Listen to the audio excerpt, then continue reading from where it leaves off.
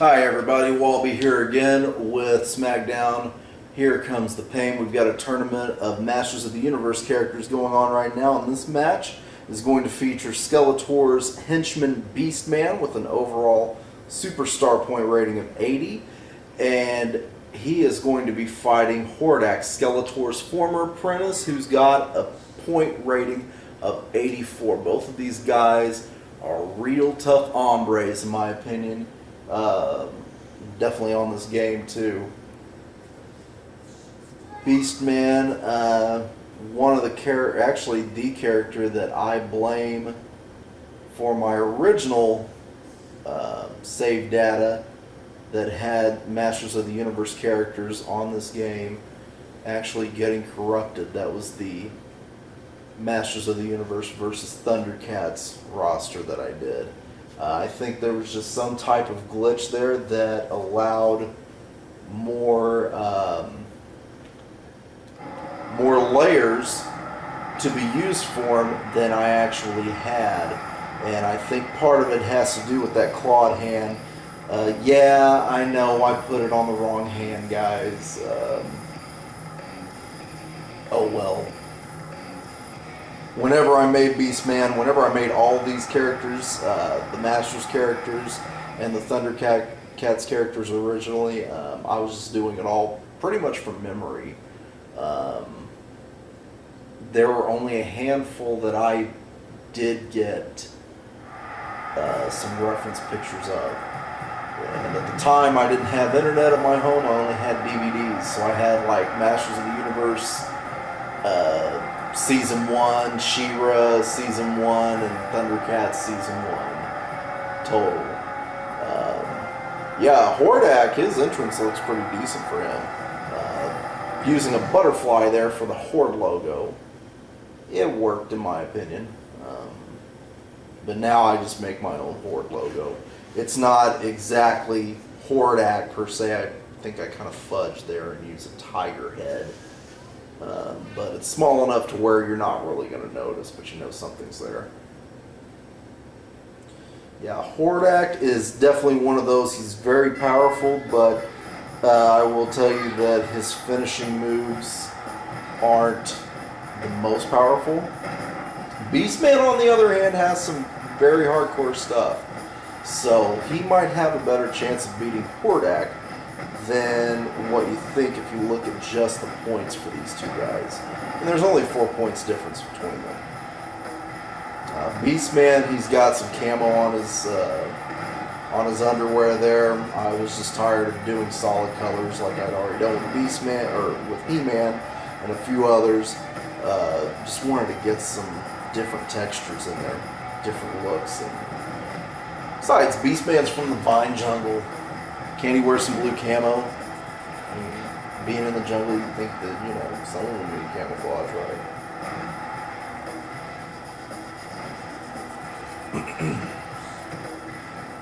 Hordak with a punch to the face and Beastman knee in the back. This is going to be kind of back and forth, I think. Oh, I thought that move actually threw him out of the ring. Maybe it's the other throat, the choke hold or choke throw, whatever it's called. Hordak's coming back. He's got some solid brawling skills. His moves are similar to what you'd expect out of someone like Triple H.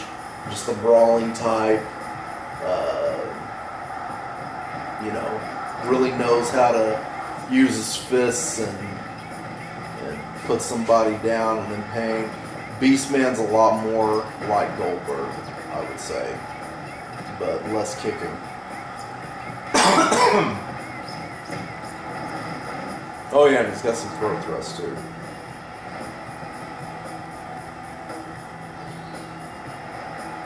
Yeah, you see that stance that Beastman's got. There's an example of why I like this game. You can give anybody a different stance, and it's not, you know, just the same generic stance that everybody has in the newer games.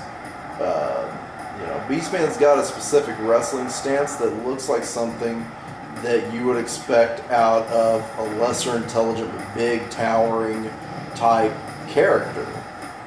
If if I were to make Beast in this game, Beast from the X-Men, he would have a stance like that. Hordak with a choke slam. Of course you got to give him a choke slam. And he's already got a finisher lined up. So these guys have been trading some pretty powerful blows back and forth from each other. Beastman with a Brock Lesnar taunt does absolutely nothing in my opinion. Ooh, and a power slam outside.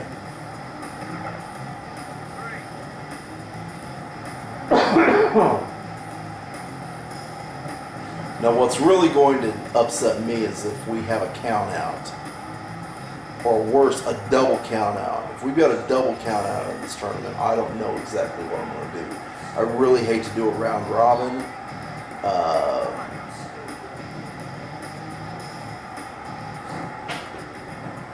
But we'll just have to wait and see. These two insist on fighting outside of the ring, and that probably because they're both just really tough guys. They're in the upper range superstar point level as people like The Rock and Kurt Angle and Triple H and Undertaker.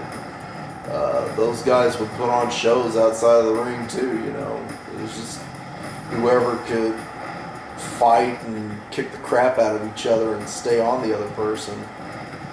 That's what it was all about back in those days. Still kind of in those days, but I don't see a lot of outside ring action as much as I used to. It's not getting that one. Of course, I only get what's on Ion now. It's like main event or something like that. I don't have cable or satellite, any of that business. So whatever's on Raw or SmackDown, I completely miss it. Except for what WWE really wants you to see in the free stuff. More taunting from Beastman. It's not helping you out any, pal. Hordak already on that third bar of momentum and just bit Beastman in the arm. In the DC Comics version of Masters of the Universe, he's considered a vampire, which I guess is kind of a given considering he's all white-skinned, or at least his head is white, and his teeth are all sharp-looking and red.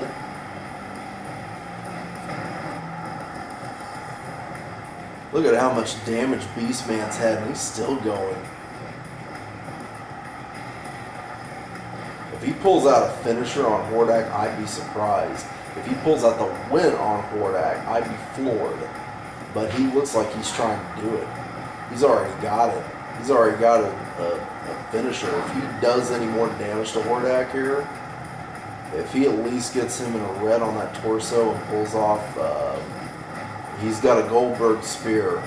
If he does that, he could get it in the bag. He really could. Oh, here we go, here we go. What's going to happen? Spine buster. But he's still having trouble. He's hurt too much. But he's coming out of it just in time to get a grapple on Hordak. Yeah, wear him out with some punches, dude. I would do the same thing. Throat thrust from Hordak and his own spine buster. The question is, has the damage been done to Beastman? Is he going to have an opportunity to get out of this? Hordak with a sleeper hold. And another two-handed choke slam.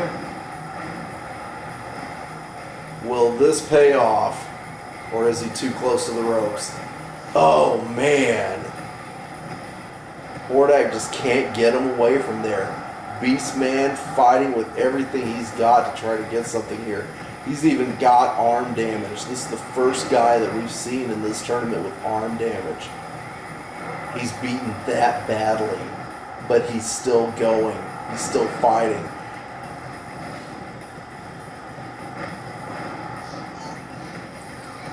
More punches from Hordak, just chopping away at Beastman.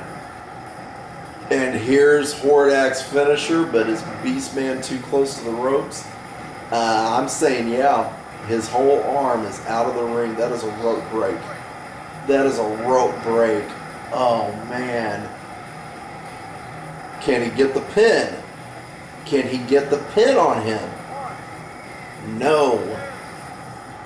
Beastman kicks out. Still fighting.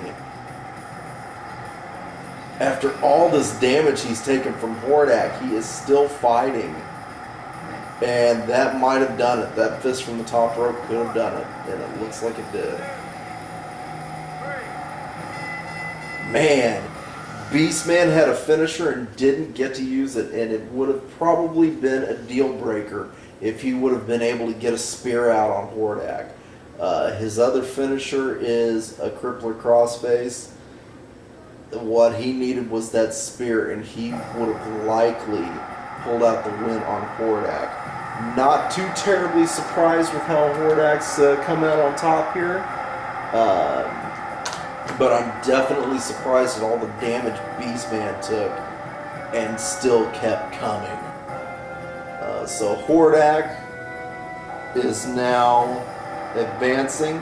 Next battle is going to be Castaspella and Skeletor. So who's Hordak going to fight? A member of the Ethereum Rebellion? Or is he going to fight his old student, Skeletor? Thanks for watching. We'll see you next time.